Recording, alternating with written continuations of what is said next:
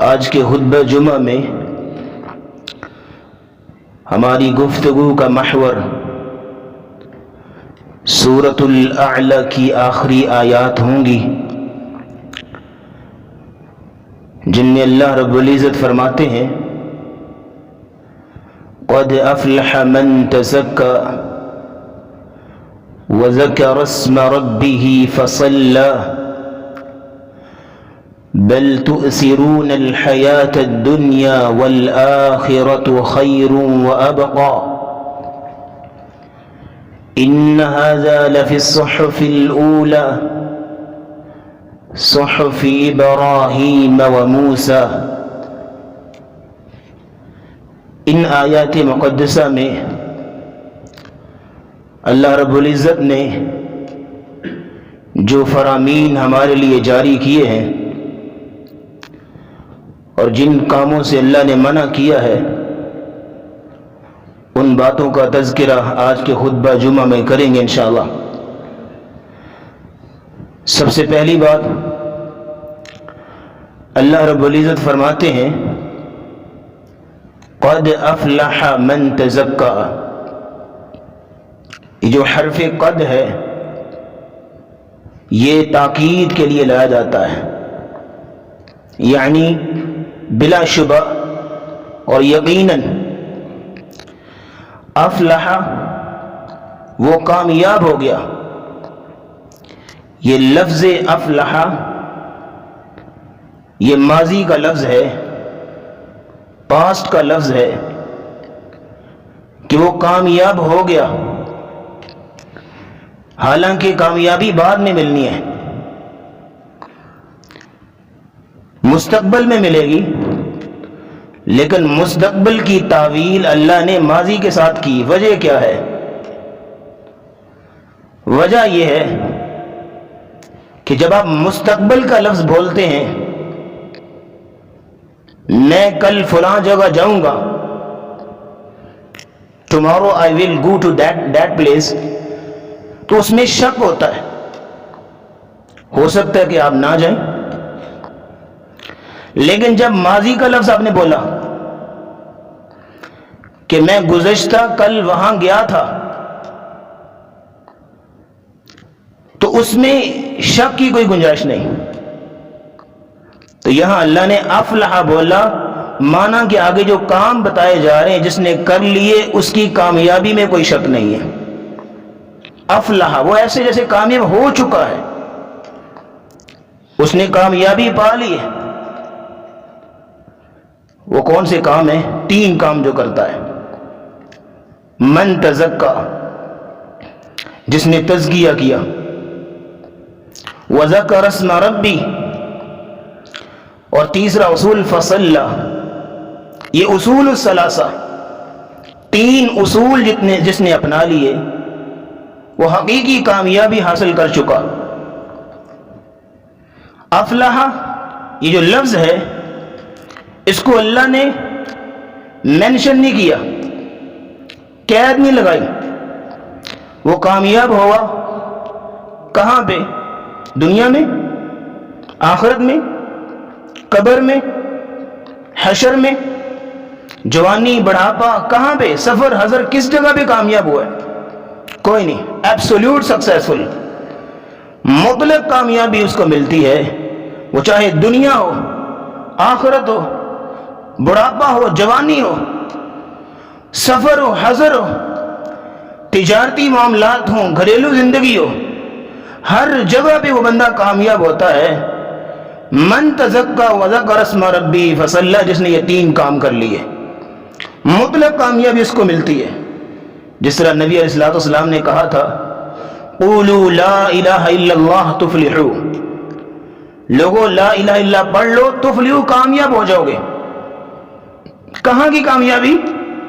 مطلق، ہر جہان میں، ہر جگہ پہ، ہر موڑ پہ کامیابی ملے گی۔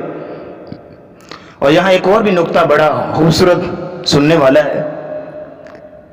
یہاں اللہ نے کہا وہ کامیاب ہو گیا، کامیابی کے لیے 2 لفظ استعمال کیے قرآن میں اللہ نے، 2 لفظ۔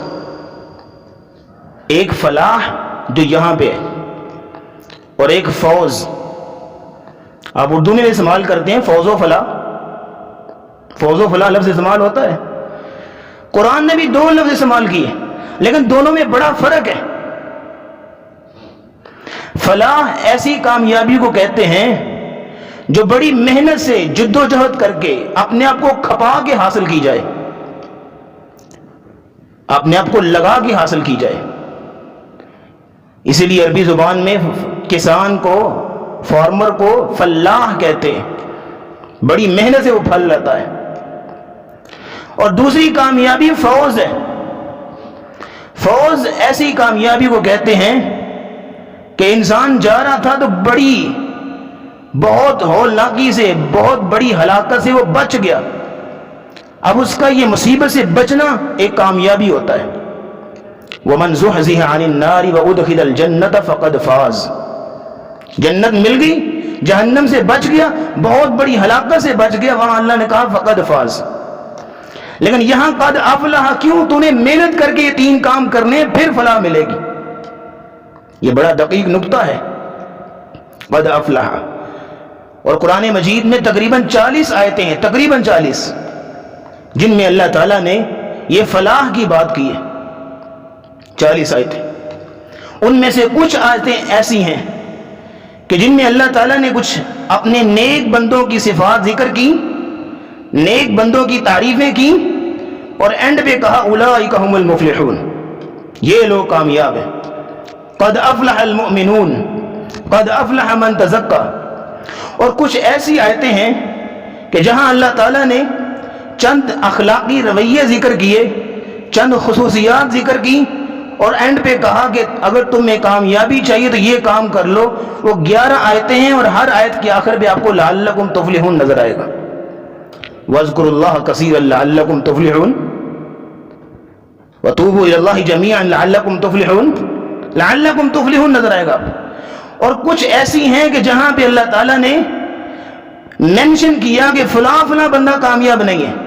لا يفلح المجرمون لا يفلح الظالمون لا يفلح الساحرون لا يفلح المجرمون لا يفلح الکافرون. اس طرح کی ان میں سے یہ ہے, ان تینوں قسم کی آیتوں میں سے ایک یہ قد افلح من تزکا. وہ فلاح پا گیا جس نے تزکیہ کیا. پہلا کام جس نے کیا کون سا ہے؟ تزکیہ کرنا, اپنے آپ کو پاک کرنا, اپنے آپ کو اپنی صفائی کرنا. یہ پاکی اور صفائی کس چیز کی ہے؟ اندر کی پاکیزگی, دل کی پاکیزگی. کامیاب ہوا وہ شخص جس نے دل صاف کیا, دل کو پاکیزہ کیا. کس چیز سے؟ کیونکہ جب انسان گناہ کرتا ہے نا, اس کا دل ناپاک ہو جاتا ہے. جب انسان گناہ کرتا ہے اس کا دل پلید ہو جاتا ہے, سیاہ ہو جاتا ہے. جامع ترمذی کی حدیث, ان العبد اذا اخطا خطیہ نکتت فی قلبہ نکتۃ سوداء. جس انسان نے گناہ کیا اس کے دل پہ ایک سیاہ دھبا ناپاکی کا لگ جاتا ہے. جتنا بڑا گناہ ہوگا اتنا بڑا دھبا ہوگا, جتنا ہولناک گناہ ہوگا اتنی ناپاکی اس کے مقدر میں آئے گی. فَإِنْهُ نَزَعَ وَتَابَ وَاسْتَغْفَرَ سُقِلَ قَلْبُهُ. اگر وہ انسان توبہ کر لیتا ہے, معافی مانگ لیتا ہے, اللہ کی طرف پلٹ آتا ہے, وہ ناپاکی دور ہو جاتی ہے, دل صاف ہو جاتا ہے, وہ سیاہی دور ہو جاتی ہے.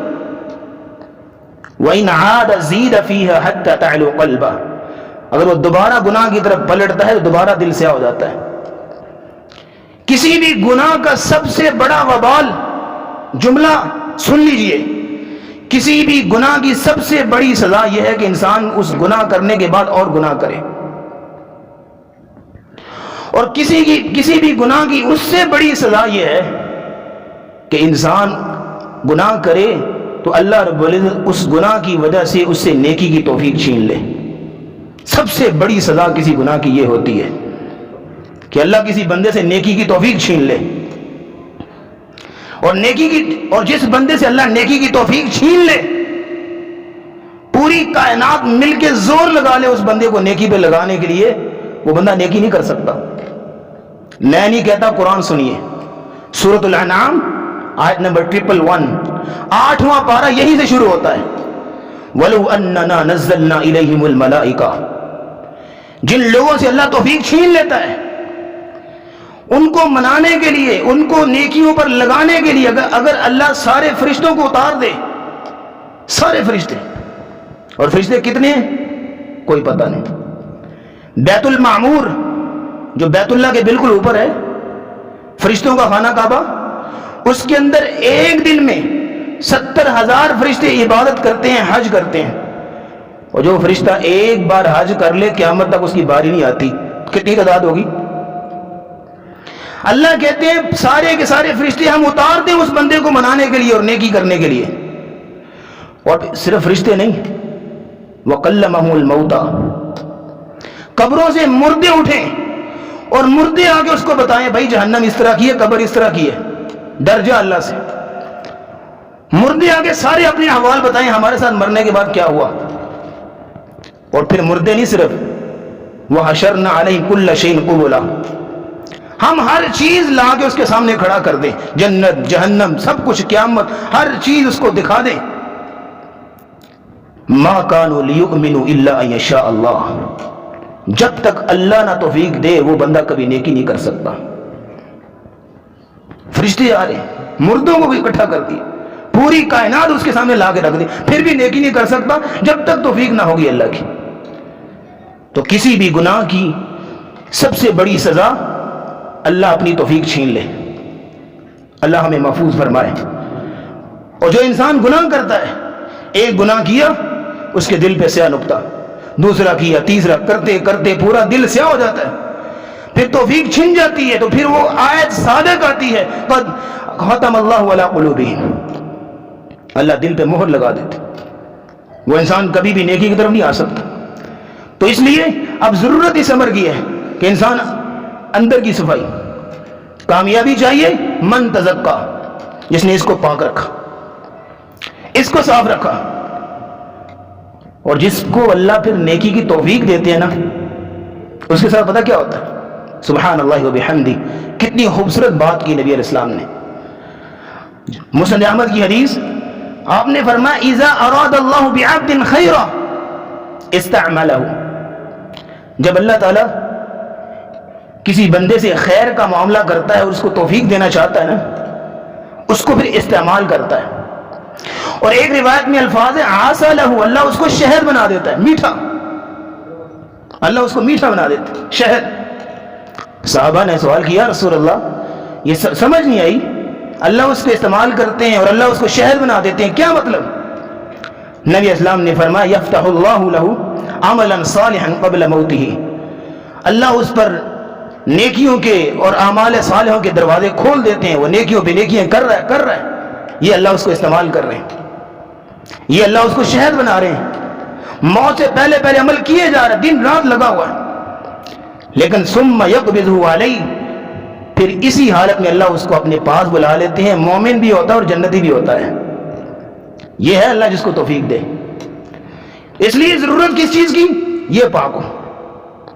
نبی اسلام نے کہا تھا التقوی ہا ہونا، التقوی ہا ہونا، 3 مرتبہ کہا، تقوی یہاں ہوتا ہے، اور ہاتھ سے اشارہ کریں، وَيُشِيرُ إِلَى صَدْرِهِ، بار بار اپنے دل کو ٹچ کر رہے ہیں، تقوی یہاں ہوتا ہے، یہ صاف ہے تو پورا جسم صحیح ہے، کیونکہ یہ جو دل ہے یہ اشرف الاعضاء ہوتا ہے، رئیس الاعضاء ہوتا ہے، سید الاعضاء ہوتا ہے، یہ دل تمہاری پوری باڈی کا سردار ہے، تمہارا پورا جسم ایک ایک عضو اس دل کا تابع ہے، تمہاری آنکھیں وہ چیز دیکھیں گی جس کو دل کہے گا، تمہارے ہاتھ اس چیز کو پکڑیں گے جس کو دل کہے گا، تمہارے قدم اس طرف جائیں گے جس طرف دل کہے گا، کبھی بھی نافرمانی نہیں کر سکتے، دل کی نافرمانی نہیں کرتے یہ اعضاء۔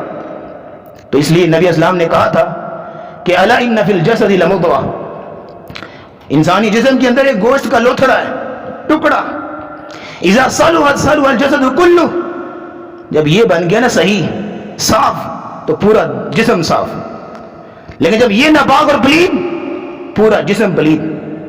تو اس لیے قد افلح من تزکا، سب سے پہلی بات یہ کی اگر تجھے کامیابی چاہیے اس کو پاک کر لو، اس کو صاف کر لو۔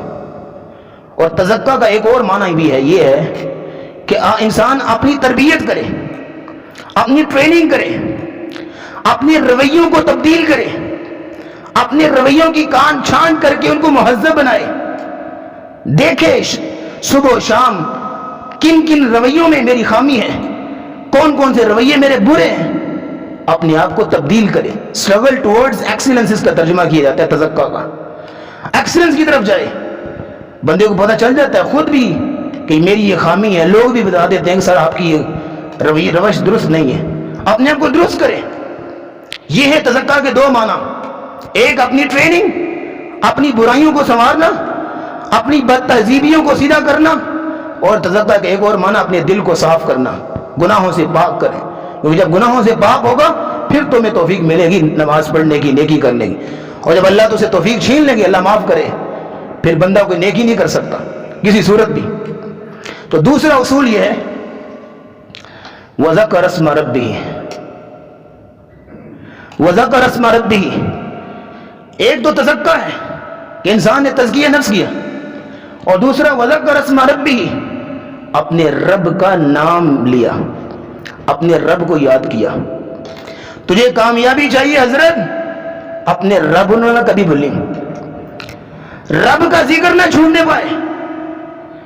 فَاذْكُرُونِي أَذْكُرْكُمْ، تم مجھے یاد کرو میں تمہیں یاد کروں گا۔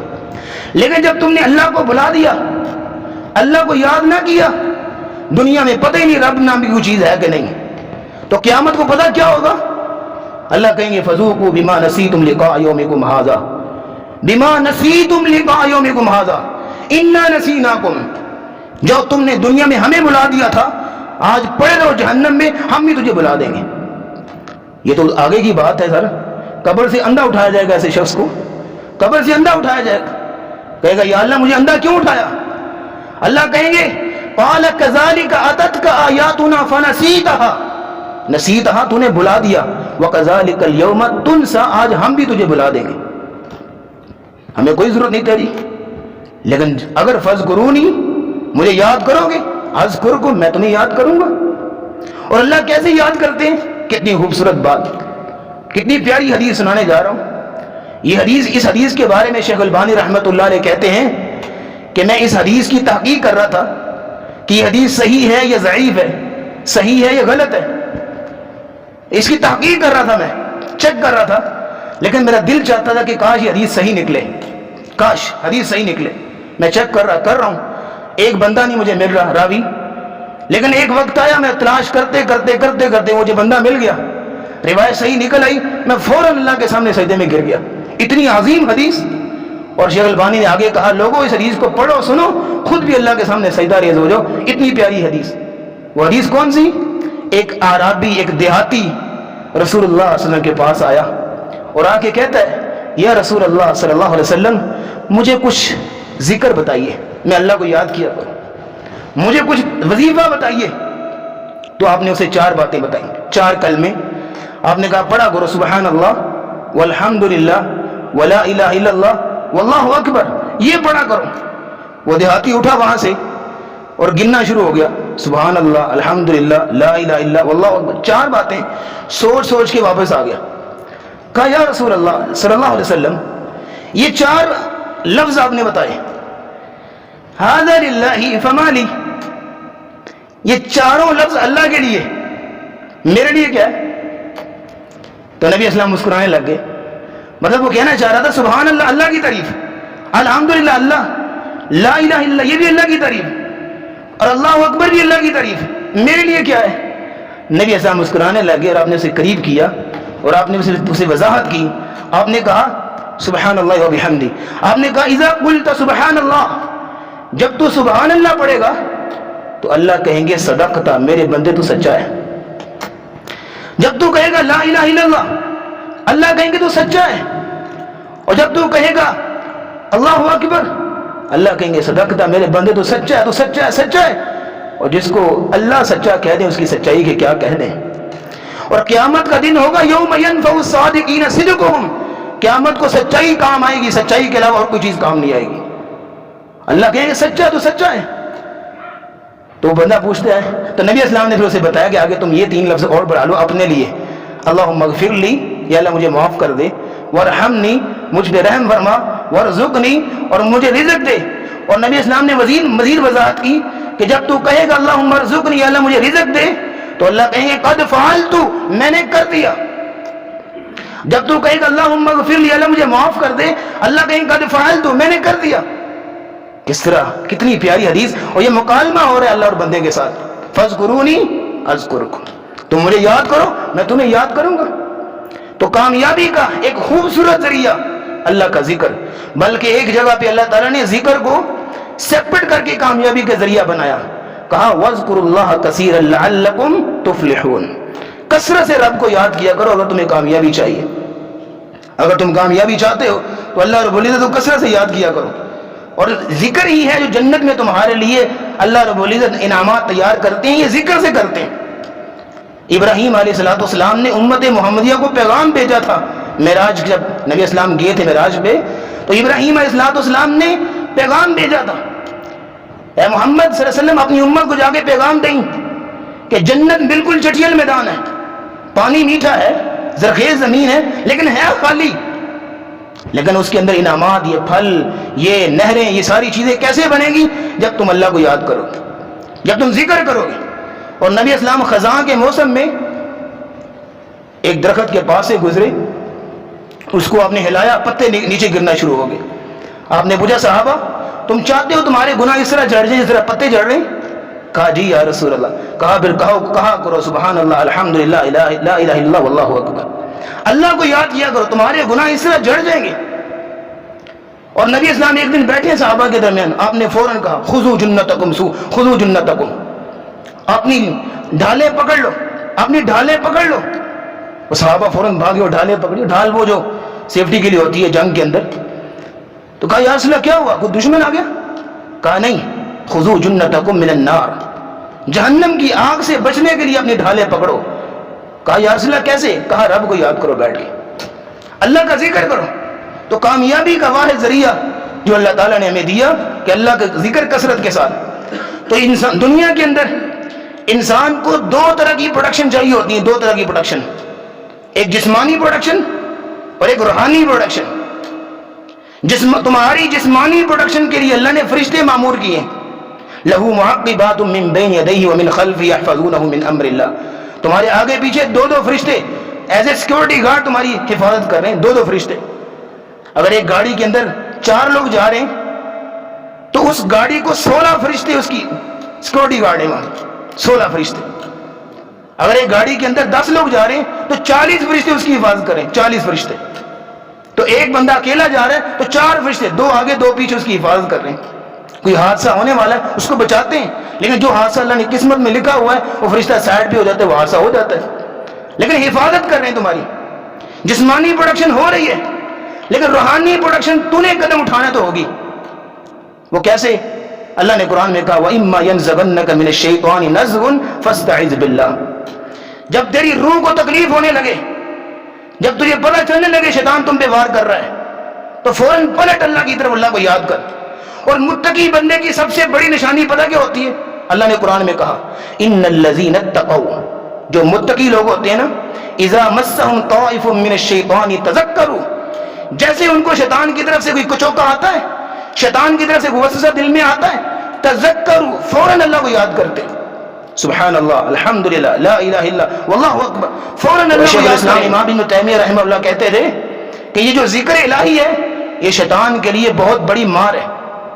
وہ کہتے تھے جب انسان اللہ کا ذکر کرتا ہے، لائک سبحان اللہ پڑھتا ہے، تو ایسے جیسے شیطان کو ایک کوڑا لگتا ہے، اس سے بھی زیادہ اس کو تکلیف ہوتی ہے۔ جیسے جیسے ذکر کرتا جائے گا شیطان کو تکلیف ہوتی جائے گی۔ اور امام سفیان ثوری رحمہ اللہ نے کہا کرتے تھے کہ یہ جو لا الہ الا اللہ ہے، یہ شیطان کی سب سے زیادہ، اگر کوئی چیز شیطان کی سب سے زیادہ اگر کوئی چیز شیطان کی کمر توڑ سکتی ہے تو یہ لا الہ الا اللہ ہے۔ ما من شیء اقطع لظہر ابلیس من قول لا الہ الا اللہ، سب سے زیادہ اگر کوئی چیز شیطان کی کمر توڑ سکتی ہے تو وہ لا الہ الا اللہ ہے. تو شیطان اس سے بچنے کا ذریعہ بھی اور زندگی میں کامیابی کا ذریعہ بھی تمہیں ذکر الہی بتایا گیا، اللہ کا ذکر. لیکن جو انسان ذکر الہی نہیں کرتا، اللہ کو بھول گیا، اس کے لیے پتہ کیا ہے؟ وَمَن يَعْشُ عَن ذِكْرِ الرَّحْمَنِ نُقَيِّضْ لَهُ شَيْطَانًا فَهُوَ لَهُ قَرِينٌ. جو شخص اللہ کے ذکر سے غافل ہے، شیطان اس کے ساتھ اس کا دوست اور بیلی. فرشتوں کی حفاظت ہٹ گئی، اب شیطان اس کو لگائے گا. پھر تم کہو گے مجھے نماز پڑھنے کی توفیق نہیں ملتی، پھر تم کہو گے مجھے سکون نہیں ملتا. سکون کیسے ملے؟ تم نے شیطان کو اپنا بیلی بنایا ہوا. شیطان کی دوستی بہت نقصان کی ہے، شیطان کی دوستی بہت نقصان کرتی. ان الشیطان لکم عدو فاتخذوہ عدوا. تو کامیابی کے دو راستے بتا دیے. من تزکا، جس نے تزکیہ کیا، اور وذکر اسم ربہ، اور جس نے اپنے رب کو یاد کیا. اور کامیابی کے تیسرا ذریعہ بتایا فصلی، جس نے نماز پڑھی. یہ نماز یہاں پہ تیسرے نمبر پہ آئی ہے، نماز کا ذکر یہاں پہ تیسرے نمبر پہ. یہ ایک ٹریننگ سیکوینس ہے، تربیتی ترتیب ہے یہ. مگرنہ نماز کامیابی کا سب سے پہلا ذریعہ ہے دیگر شرعی نصوص کی روشنی میں. اگر میں کہوں تو نبی اسلام کی حدیث ان اول ما يحاسب به العبد يوم القیامہ الصلاۃ، سب سے پہلے قیامت کے دن جس چیز کا حساب ہوگا وہ نماز ہوگی. وَإِن صَلُحَتْ فَقَدْ أَفْلَحَ وَأَنْجَحَ، دو لفظ بولے نبی اسلام نے. جس کی نماز پوری اور کامیاب ہو گئی وہ افلح، وہ کامیاب ہو گیا. وہ انجح، اور اس نے انجح حاصل کر لی. یہ انجح پتہ کیا ہوتی ہے؟ انسان دنیا کے اندر ہوتا ہے بعض اوقات انسان الجھا ہوا ہے معاملات میں، یہ بھی پریشانی وہ بھی پریشانی، دائیں بائیں الجھ کے بیٹھا ہوا ہے، پریشانی سمجھ نہیں آ رہی کس طرف جاؤں. تو اچانک اس کے معاملات فوراً سیدھے ہو جاتے ہیں، سدھر جاتے ہیں، اسے کہتے ہیں انجحا. تو قیامت کے دن حسابات جو الجھے ہوئے ہوں گے، کیا کروں کدھر جاؤں، حساب اتنا مشکل ہے. لیکن جب نماز کی کامیابی ہو گئی انجحا، سارے معاملات سدھر گئے. تو نبی اسلام نے فرمایا وَإِن فَسُدَتْ، اگر تمہاری نماز نامکمل ہے تو فقد خاب و خسر، وہ بندہ حقیقی ناکامی کا وہ مقدر اس بنے.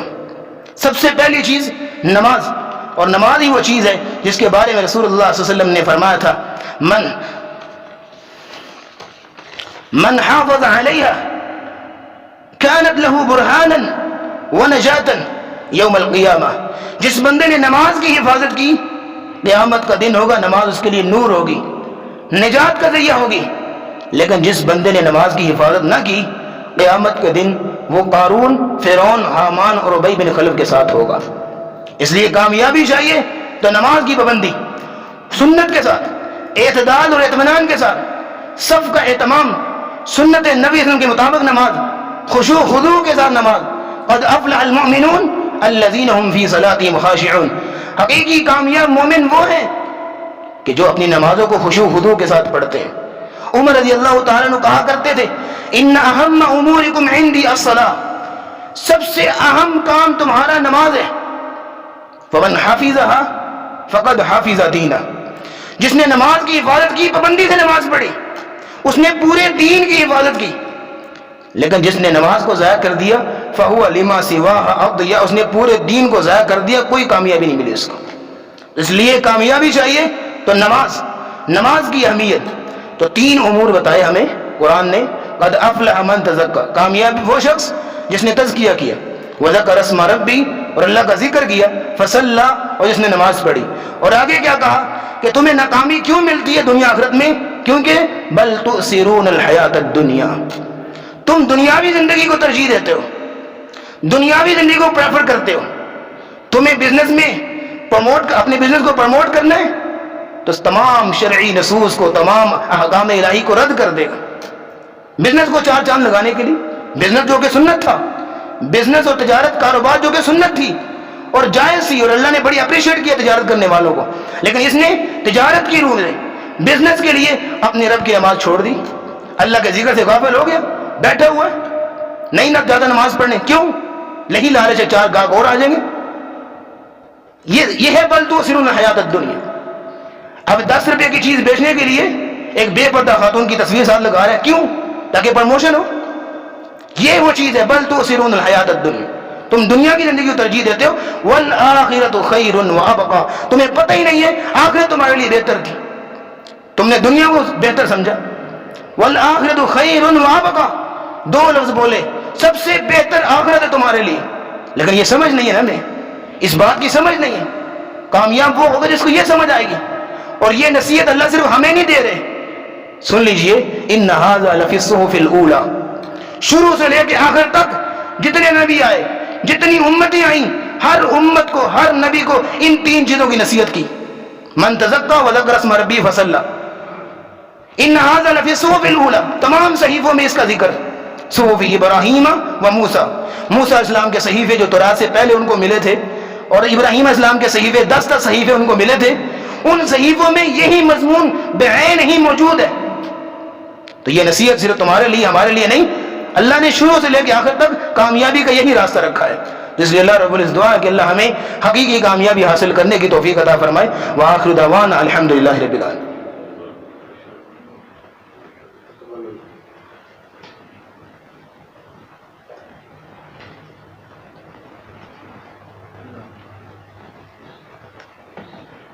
إن الحمد لله نحمده ونستعينه ونستغفره ونعوذ بالله من شرور أنفسنا ومن سيئات أعمالنا, من يهده الله فلا مضل له ومن يضلل فلا هادي له, ونشهد أن لا إله إلا الله وحده لا شريك له وأن محمدا عبده ورسوله. اور یہ کامیابی کیوں ضروری ہے, اس کا مقصد کیا ہے؟ ایک چھوٹی سی بات ذرا نوٹ کر لیں.